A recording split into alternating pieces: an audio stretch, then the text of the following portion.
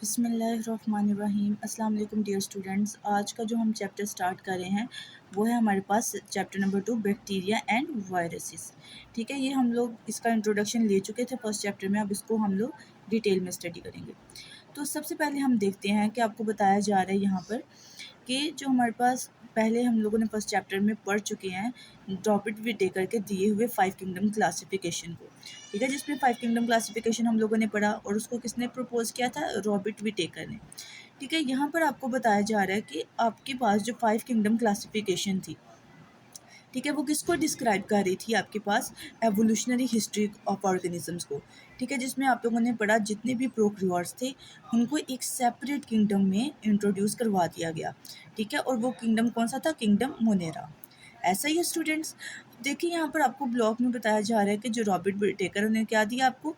5 kingdom classification बताई, जिसमें 5 kingdom classification में आपके पास था Monera, protista, Fungi, Plantae and animalia.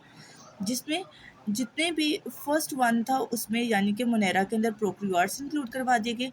बाकी जितने भी आपके पास किंगडम थे यानी कि आपके पास जो था Protista, Fungi, Plantae and Animalia, इन सबको कह दिया गया कि ये यूकरियोट है। ठीक है, फिर अब क्या कह रहे हैं कि लास्ट डेकेड्स में मोलेकुलर स्टडीज़ के बाद पता चला बहुत सारे फ्लॉज आए हैं। ठीक है, 5 किंगडम क्लासिफिकेशन में उन्होंने बहुत सारा देखा कि कुछ मिसअंडरस्टैंडिंग्स वगैरह हैं। ठीक है, फिर उसके बाद आपके पास इंट्रोड्यूस करवा दिया गया 3 किंगडम 3 डोमेन सिस्टम। ठीक है स्टूडेंट्स, पहले आपके पास जो आप लोग स्टडी करते आ रहे थे शुरू से आपको बताया जा रहा था कि 5 किंगडम क्लासिफिकेशन है। ठीक है, जिसमें आपके पास बता दिया गया कि प्रोक्रियोट्स की कैटेगरी सारी के सारी फॉल करवाई जा रही है किंगडम मोनेरा के अंदर। अब उसके बाद कुछ फ्लॉज देखने के बाद साइंटिस्ट इस चीज़ पे एग्री हुए कि 5 किंगडम क्लासिफिकेशन के बाद अब आपके पास क्या है? 3 डोमेन सिस्टम, जिसके अंदर आप लोग प्रोक्रियोट और यूक्रियोट के अलावा आप लोगों ने कहा यहाँ पर डोमेन बैक्टीरिया एंड डोमेन यूक्रिया आ रहे हैं। ठीक है, बैक्टीरिया की ही एक कैटेगरी है यूक्रियोट की। ठीक है, बैक्टीरिया की एक कैटेगरी है यूक्रिया। ठीक है, यूक्रियोट था डोमेन आर्की। ठीक है, आर्की किसकी कैटेगरी में फॉल करते थे? बैक्टीरिया, जिनको इकट्ठा किसमें करवा दिया गया था? किंगडम मोनेरा के अंदर। अब उनको सेपरेट कर दिया गया है, उनको डोमेन्स में कन्वर्ट कर दिया गया है। अब 3 मेन डोमेन्स आ गए थे, कौन कौन थे? Domain Archaea, domain Bacteria and domain Eukarya. ठीक है, अब हम लोग इसी को डिटेल में स्टडी करते हुए देखेंगे कि जैसा कि आपको पता है जो बैक्टीरिया है वो क्या है? आपके पास प्रोक्रियोट्स है। ठीक है, अब उनको डोमेन, उनका अपना एक डोमेन बना दिया गया जिसको नेम क्या दिया गया? डोमेन बैक्टीरिया का। अब इसी को हम स्टडी करते हुए बैक्टीरियल स्ट्रक्चर को डिटेल में स्टडी करेंगे। तो आज का हमारा टॉपिक है स्ट्रक्चर ऑफ बैक्टीरिया। ठीक है, क्योंकि आपने चैप्टर का नेम पढ़ा है बैक्टीरिया एंड वायरस। ठीक है, इसमें आर्की का कोई कॉन्सेप्ट नहीं है, लेकिन हम लोग डिटेल में क्या पढ़ेंगे? बैक्टीरिया के स्ट्रक्चर को स्टडी करेंगे। ठीक है, अब बैक्टीरिया क्या है? एक डाइवर्स ग्रुप है। ठीक है, बहुत इसके अंदर वेराइटीज़ आती हैं और ये क्या है आपके पास? यूनिसेलर। आप लोग कभी भी मल्टी सेलुलर बैक्टीरियाज नहीं पढ़ेंगे, हमेशा क्या होते हैं बैक्टीरियाज? यूनिसेलुलर, यानी कि सिंगल सेल पे कंसिस्ट करते हैं। और सेकंड चीज़ क्या है? प्रोक्रियोटिक। ये दोनों अलग चीज़ हैं। यूनिसेलुलर का मतलब है सिंगल सेल, प्रोक्रियोट का मतलब कि इनके पास वेल डेवलप्ड न्यूक्लियस नहीं है। ठीक है, which lake membrane bonded organelle नहीं है। जैसे कि आपके पास कह सकते हैं आप लोग क्लोरोप्लास्ट इनके पास नहीं होगा। ठीक है, इनके पास एंडोप्लाज्मिक रेटिकुलम नहीं होगा, गोल्गी अपरेटस नहीं होगा। जितने भी ऐसे ऑर्गेनिज्म जो कि मेम्ब्रेन बॉन्डेड है वो नहीं होंगे इनके पास। ठीक है, इनके पास क्या है? वेल डेवलप किस्म का न्यूक्लियस नहीं है। They have simple cell organisation. ठीक है, सिंपल सेल ऑर्गेनाइजेशन है, क्यों? क्योंकि ये एक सिंगल सेल ऑर्गेनिज्म है। अब बैक्टीरिया के अगर हम लोग जनरल स्ट्रक्चर की तरफ स्टडी करें तो हमें पता चलता है इसके पास जो सबसे आउटर मोस्ट कवरिंग है वो होती है कैप्सूल। ठीक है, कैप्सूल क्या होता है? इसने सेल वॉल को प्रोटेक्ट करके रखना होता है। ठीक है, अब उसके बाद क्या होती है? कैप्सूल के बाद कौन सी वॉल आ जाती है? Cell wall. ठीक है, सेल वॉल ने क्या करना होता है? सेल मेम्ब्रेन को प्रोटेक्ट करना है और सेल को एक रिजिड सा स्ट्रक्चर प्रोवाइड करना है, जिसमें हम लोग कह सकते हैं कि जो बैक्टीरियाज हैं वो स्पेरिकल शेप के भी होते हैं, रॉड शेप के भी होते हैं।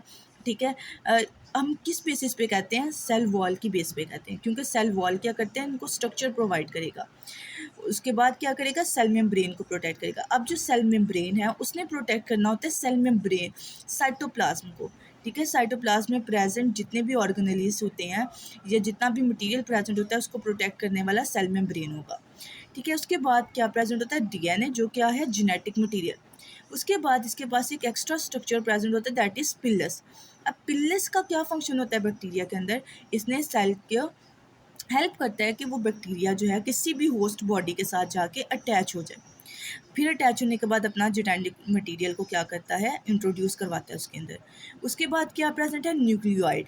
ये न्यूक्लियोइड का फंक्शन क्या है, स्पेस प्रोवाइड करना डीएनए को। ठीक है। न्यूक्लियोइड के अंदर क्या प्रेजेंट होगा, डीएनए। उसके बाद क्या है, साइटोप्लाज्म। ठीक है। ये साइटोप्लाज्म का क्या फंक्शन होता है कि जेली लाइक सा मटेरियल है जिसके अंदर तमाम तरह ऑर्गेनेलिज प्रेजेंट होंगे। उसके बाद एक हेयर लाइक टेल लाइक सा स्ट्रक्चर है, दैट इज फ्लैजिलम। फ्लैजिलम का फंक्शन क्या होगा, ये बैक्टीरिया को हेल्प करेगा कि वो मूव कर सके। उसके बाद क्या आता है, राइबोसोम। राइबोसोम का आपको फंक्शन पता है, प्रोटीन के सिंथेसिस करवाना। जहाँ पर एक एक्स्ट्रा स्ट्रक्चर है मीसोसोम का। ठीक है। उसके बाद है आपके पास प्लाज्मिड। प्लाज्मिड क्या होता है, ये भी डीएनए, लेकिन एक्स्ट्रा क्रोमोसोमल डीएनए इसको बोलते हैं। ठीक है। अब ये जो डीएनए होता है प्लाज्मिड जिसको बोला जा रहा है, ये बहुत इंपॉर्टेंट रोल प्ले करता है। जैसे अगर आपने सुना है इंसुलिन के बारे में, तो इंसुलिन जो है बैक्टीरिया के एक्स्ट्रा क्रोमोसोमल डीएनए की से मिल के बनाया जाता है। ठीक है। उसके बाद है हम लोग स्ट्रक्चर की तरफ बढ़ते हैं, तो सबसे पहला स्ट्रक्चर आता है हमारे पास सेल वॉल। ठीक है। कैप्सूल के बाद कौन सा वॉल आ रहा, क्या कौन सी लेयर आ रही थी, सेल वॉल की लेयर थी। ठीक है। जो क्या है, रिजिड होती है। रिजिड का मतलब क्या होता है, हार्ड होती है। इसने क्या करना होता है, प्लाज्मा मेम्ब्रेन को सराउंड किया होता है, प्रोटेक्ट करके रखता है। मेजर कंपोनेंट क्या है बैक्टीरियल सेल वॉल में, जो इसको यूनिक बनाता है, इसके अंदर मैक्रो मॉलिक्यूल्स प्रेजेंट होते हैं। कौन से मॉलिक्यूल्स, पेप्टाइडोग्लाइकन। ठीक है। यानी कि ग्लूकोज के मॉलिक्यूल्स प्रेजेंट होते हैं। पेप्टाइडोग्लाइकन भी बोल सकते हैं, म्यूरिन भी बोल सकते हैं। ठीक है। It is composed of long glycan यानी कि पॉलीसेकेराइड। पॉलीसेकेराइड का मतलब क्या होता है, मैनी शुगर मॉलिक्यूल्स। इनकी चेन्स प्रेजेंट होती है जो कि एक दूसरे के साथ क्रॉस लिंक होती है with the short peptide fragments. ठीक है। यहाँ पर आपको नज़र आ रहा है ग्लाइकन है और उसके बाद अमीनो एसिड है। अमीनो एसिड ने मिलकर क्या बना देना होता है, प्रोटीन्स। ठीक है। It's amount differs in the differ bacteria, यानी कि जो आपके पास जो हम लोग पढ़ रहे हैं पॉलीपेप्टाइड्स, ठीक है, पॉलीसेकेराइड्स की चेन ये डिफरेंट होती है हर बैक्टीरिया के अंदर। इसकी जो रेंज होगी वो डिफरेंट होगी। ठीक है। Cell wall also contain lipid which are link to the peptidoglycan, यानी कि एक एक्स्ट्रा चीज़ आप लोग क्या पढ़ रहे हैं, लिपिड है। ठीक है। यहाँ पर आपके पास आ जाते हैं एक साइंटिस्ट हैं डॉक्टर हेंस क्रिश्चियन। इन्होंने क्या एक्सपेरिमेंट परफॉर्म किया था, 2 टाइप के डिफरेंट किस्म के इन्होंने बैक्टीरिया बताए हैं, gram positive and gram negative stain bacteria. ठीक है। ग्राम जो पॉजिटिव बैक्टीरिया उसके पास कौन सा स्टेन आ रहा था, कलर कौन सा आ रहा था, पर्पल, क्योंकि इनके पास जो वायलेट डाई कलर है यानी जो पिंकिश एरिया कलर है वो उनके पास बरकरार रहता है, रिटेन रहता है। जबकि जो नेगेटिव बैक्टीरिया है उनका जो वायलेट कलर होता है वो ख़त्म हो जाता है। So they appear in original colour. ठीक है। अब आप लोग इसी को डिटेल में पढ़ोगे। कंपोजिशन, अब आपने क्या पढ़ी, बैक्टीरिया का पहले आपने सेल वॉल का स्ट्रक्चर पढ़ा, अब आप लोग उनकी कंपोजिशन देख रहे हैं कि 2 टाइप के आपके पास बैक्टीरिया हैं, gram positive and gram negative bacteria. ठीक है। जो सेल वॉल है ग्राम पॉजिटिव बैक्टीरिया की, वो क्या होती है, थिक लेयर है उसके पास, किसकी, पेप्टाइडोग्लाइकन की। ठीक है। And has less lipid content, lipid के कंटेंट भी कम है। और क्या है, थिक लेयर है किसकी, पेप्टाइडोग्लाइकन की। जबकि जो ग्राम नेगेटिव बैक्टीरिया है उसके पास थिन लेयर है पेप्टाइडोग्लाइकन की। अब पहला ही आपके पास डिफरेंस आ गया पेप्टाइडोग्लाइकन का, एक है थिक और एक है थिन। उसके बाद है सेल वॉल में कंपोजिशन मजीद देखते हैं। ग्राम नेगेटिव बैक्टीरिया की अगर बात की जाए तो उसके आउटर मेम्ब्रेन किससे मिलकर बनी होती है, लिपो पॉलीसेकेराइड, यानी कि लिपिड भी प्रेजेंट है पॉलीसेकेराइड्स के साथ साथ, एंड लिपोप्रोटीन यानी कि प्रोटीन के साथ भी लिपिड्स अटैच है। आउटर मेम्ब्रेन की बात की जाए ग्राम नेगेटिव बैक्टीरिया की, तो क्या बता रहे हैं, ये रेजिस्ट करता है मैनी एंटीबायोटिक्स को। ठीक है। इट कंटेन प्रोटीन, ऐसी प्रोटीन, स्पेशल प्रोटीन है दैट इज कॉल्ड पोरिन, जो एक्ट करती है as a pore of specific molecules. जो ग्राम नेगेटिव बैक्टीरिया है उनकी सेल वॉल के पास बहुत सारे क्या प्रेजेंट होते हैं, पेरीप्लाज्मिक स्पेस। पेरीप्लाज्मिक स्पेस क्या है, ऐसी स्पेस जो पेप्टाइडोग्लाइकन लेयर और सेल मेम्ब्रेन के दरमियान में प्रेजेंट होगी। ठीक है। जो कि कम होती है किसमें, ग्राम नेगेटिव में। अब जब हम इसका स्ट्रक्चर को स्टडी करेंगे तो हम लोगों को बिल्कुल क्लियर हो जाएगा। ठीक है। अब देखें अगर हम लोग ग्राम पॉजिटिव की तरफ देखें तो इसमें पेरिप्लाज्मिक स्पेस बहुत कम है as compare to gram negative. अब देखिए ग्राम नेगेटिव में सिर्फ एक सिंगल लेयर है आपके पास पेप्टाइडोग्लाइकन की, जबकि ग्राम पॉजिटिव में बहुत सारी लेयर्स आपको नज़र आ रही हैं। फिर उसके बाद अगर यहाँ पर बात की जाए, ग्राम नेगेटिव के पास लिपोपोलीसेक्राइड्स हैं लेकिन ग्राम पॉजिटिव के पास नहीं है। यहाँ पर एक पोरिन, एक स्पेशल टाइप की प्रोटीन है, लिपोप्रोटीन्स भी हैं, किसके पास, ग्राम नेगेटिव, बस ग्राम पॉजिटिव के पास नहीं है। ये इनका क्या आ जाता है, डिफरेंस आ जाता है। उसके बाद आपने पढ़ा कि कुछ बैक्टीरियाज के पास एक एक्स्ट्रा स्ट्रक्चर होता है जो कि क्या होता है, कैप्सूल, सेल वॉल की आउटसाइड प्रेजेंट होता है, जो क्या होता है, जिलेटेनियस। जिलेटेनियस का मतलब क्या होता है, जिलेटिन का मिल्स के बना होता है, जो कि एक स्टिकी सा मटेरियल होता है, जो किसके पास होता है, बैक्टीरियल की कॉलोनीज के पास। सेल, अगर हमने पढ़ लिया, कैप्सूल भी पढ़ लिया, सेल वॉल भी पढ़ लिया, अब आपके पास आ जाता है सेल मेम्ब्रेन। ठीक है, सेल मेम्ब्रेन क्या होती है, या जिसको हम लोग क्या बोलते हैं, प्लाज्मा मेम्ब्रेन, ये प्रेजेंट होती है सेल वॉल की बाद आती है, ठीक है, आउटसाइड। अब इसको क्या बोलते हो आप लोग, माइकोप्लाज्मा या सैक्रोप्लाज्मा। ठीक है, सेल मेम्ब्रेन जो है बैक्टीरिया की डज नॉट हैव स्टिरोल, यानी कि इसके पास किसी किस्म का कोई कोलेस्ट्रोल मटेरियल नहीं प्रेजेंट होता। सब कुछ क्या है, कहाँ पर प्रेजेंट होगा, आपने ये कहाँ पर पढ़ा है, सेल वॉल में पढ़ा है, पॉलीसेक्राइड्स। ठीक है, in its chemical makeup. At कुछ पॉइंट्स में कहते हैं कि जो सेल मेम्ब्रेन होती है वो इनवेजिनेट हो जाती है, यानी कि इम्बेडेड हो जाती है कुछ साइड से, और क्या बना देती है, वेजिकल्स, ट्यूबल्स और लेमिला। लेमिला लेयर्स को बोलते हैं, कहाँ पर प्रेजेंट होगी, साइटोप्लाज्म के अंदर। ठीक है, ये जो स्ट्रक्चर है इनको आप लोग क्या बोलोगे, मीजोसोम्स, जो भी आप लोग पढ़ चुके हैं। ठीक है, दे इन्वॉल्व इन रेप्लिकेशन में इन्वॉल्व होता है, ठीक है, और सेल डिवीजन में, ठीक है, and also serve as respiratory centre के तौर पर एक्ट करेगा। उसके बाद है cytoplasm and genetic material. Cytoplasm और जेनेटिक मटेरियल नेक्स्ट हमारे पास पॉइंट है। साइटोप्लाज्म क्या कंटेन करता है, ऐसे सब्सटेंसेस या लार्ज जो कि डिज़ोल्व हो गए होंगे, यानी कि आपको नज़र नहीं आते, साइटोप्लाज्म में होते हैं लेकिन वो डिज़ोल्व हो गए होते हैं। और कुछ लार्ज स्ट्रक्चर्स लाइक न्यूक्लियाइड था, न्यूक्लियाइड क्या था, जहाँ पर डीएनए प्रेजेंट होगा।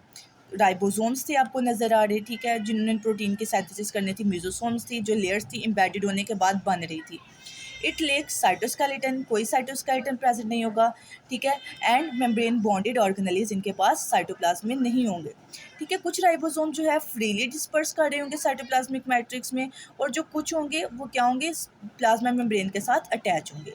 बैक्टीरियल जो राइबोसोम्स होते हैं वो स्मॉल होते हैं, ठीक है, देन यूकैरियोटिक। ठीक है, क्योंकि आपको पता है वो सिंगल सेल होते हैं तो उनका साइज़ भी स्मॉल होगा राइबोसोम्स का एज़ कम्पेयर टू यूकैरियोटिक। और इनका जो लार्ज सब यूनिट और स्मॉल सब यूनिट होगा वो 50s का होगा लार्ज, जबकि जो स्मॉल होगा वो 30s का होगा। ठीक है, सेंटर में क्या होगा, साइटोप्लाज्म में इरेगुलर शेप का एक डेंस एरिया होगा जिसको आपने कहा न्यूक्लियोइड। ठीक है, ये न्यूक्लियोइड क्या कंटेन करेगा, डीएनए यानी कि जेनेटिक मटेरियल। अब बैक्टीरिया जो है उसके पास एक extra single circular double standard DNA भी प्रेजेंट होता है। ठीक है, बैक्टीरिया का जो डीएनए होता है वो बिल्कुल भी उसके साथ किसी किस्म की कोई हिस्टोन प्रोटीन्स अटैच नहीं होती। समटाइम इनको कहते हैं क्रोमोसोम ऑफ बैक्टीरियम। ठीक है, उसके बाद देखें आपके पास ये क्या था, क्रोमोसोम ऑफ बैक्टीरियम। अब कुछ बैक्टीरिया के पास क्या होता है, सर्कुलर डबल स्टैंडर्ड डीएनए होता है जो एक्स्ट्रा होगा, that is called plasmid, and they are self replicated, जो खुद ब खुद रेप्लिकेट यानी कि डिवाइड करेगा, and replicate before after division, after भी डिवीजन भी हो सकता है और बिफोर डिवीजन भी। They contain genes that enable bacteria for resistance against unfavourable condition, यानी कि ये जो जीन होते हैं एक्स्ट्रा क्रोमोसोमल डीएनए, इसके पास एबिलिटी होगा कि आप लोग इसको यूज़ कर सकते हैं एंटी बैक्टीरियल में। ठीक है, यानी कि डिजीज़ को कंट्रोल करने के लिए भी आप लोग इसको मेडिसिन बनाने के लिए भी यूज़ कर सकते हो। ठीक है, अब यहाँ पर प्लाज्मिड के बारे में बताया जा रहा है। Plasmid also serve as important vector in genetic engineering, यानी कि प्लाज्मिड को कहाँ पर यूज़ किया जाता है, जेनेटिक इंजीनियरिंग में, ताकि कुछ मेडिसिन डेवलप की जा सकें। जैसे कि अभी आपको मैंने एग्जांपल दी थी इंसुलिन बनाने की। They also use to carry select genes to the bacteria for cloning. ठीक है, क्लोनिंग यानी कॉपीज बनाने के लिए, for the synthesis of specific proteins. ठीक है, कुछ स्पेसिफिक प्रोटीन बनाने के लिए यूज़ किया जाता है। तो स्टूडेंट्स, आज का हमारा टॉपिक यहाँ तक था। इंशाल्लाह हम लोग नेक्स्ट वीडियो में डिस्कस करेंगे नेक्स्ट टॉपिक को। तब तक के लिए स्टूडेंट्स, अल्लाह हाफिज़।